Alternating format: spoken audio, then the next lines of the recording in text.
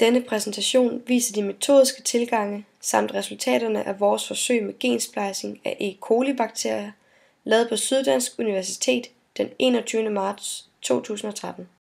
Formålet med vores forsøg er at tage et stykke DNA fra en organisme i en E. coli-bakterie og derefter klone den.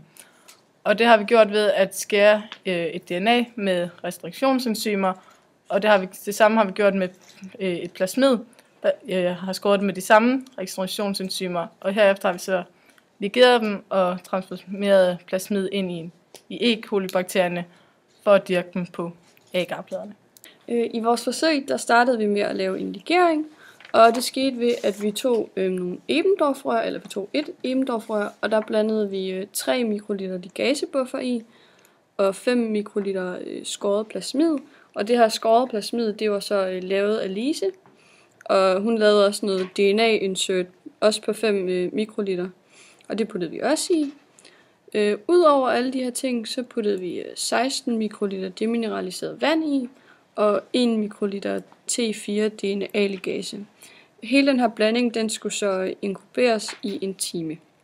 En ligering, den foregår ved, at man skal lime, kan man sige, eller sætte 2 stykker DNA sammen, og til det så kan man bruge en ligase, og en ligase, det er en katalysator, og så tænker jeg sikkert, hvad er en katalysator? Men en katalysator, det er et slags værktøj, kan man sige, der ligesom hjælper en proces.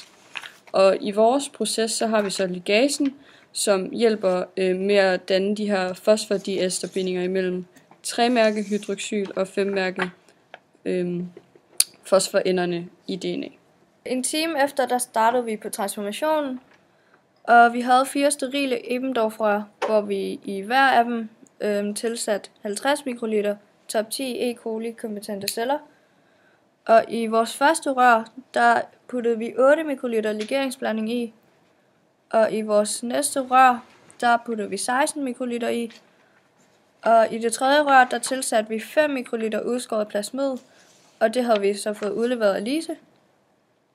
Og det fjerde rør, det indeholdt kun top 10 E. coli kompetente celler, altså permeable celler.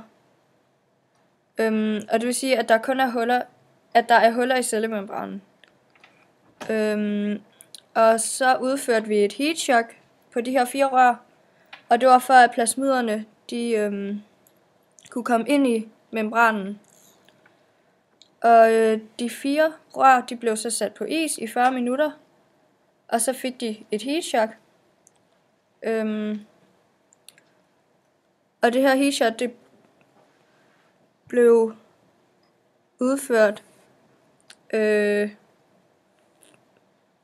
ved at vi overførte cellerne til 42 graders varmt vand i 2 minutter.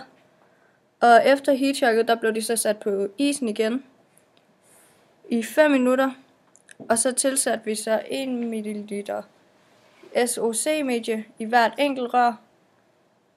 Og de skulle så inkuberes ved 37 grader i en time. Og efter den her inkubering, der er centrifugeret vi cellerne i 5 minutter ved 3500 rpm. Og det var så en indstilling på den her maskine.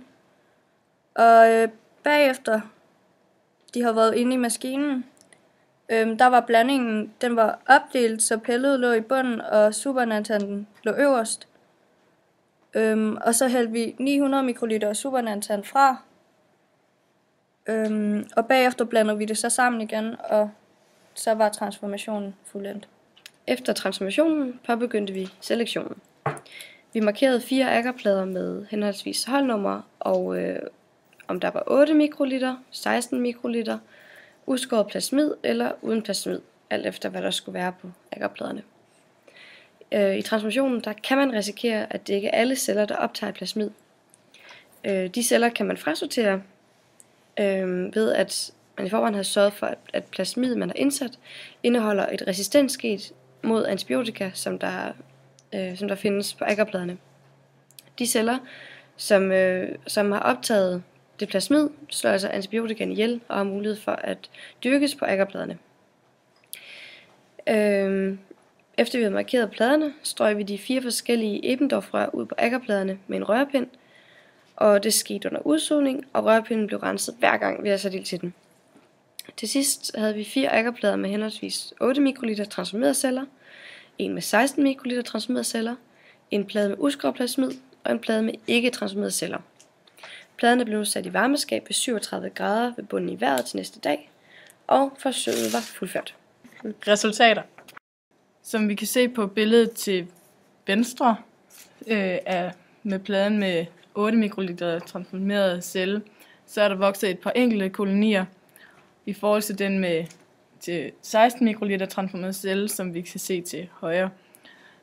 Men det giver også meget god mening, at det er den med 16 mikroliter, der er vokset flest kolonier på, da der er en større mængde plasmider, og der er altså derfor er cellerne større mulighed for at optage plasmidet i forhold til pladen med 8.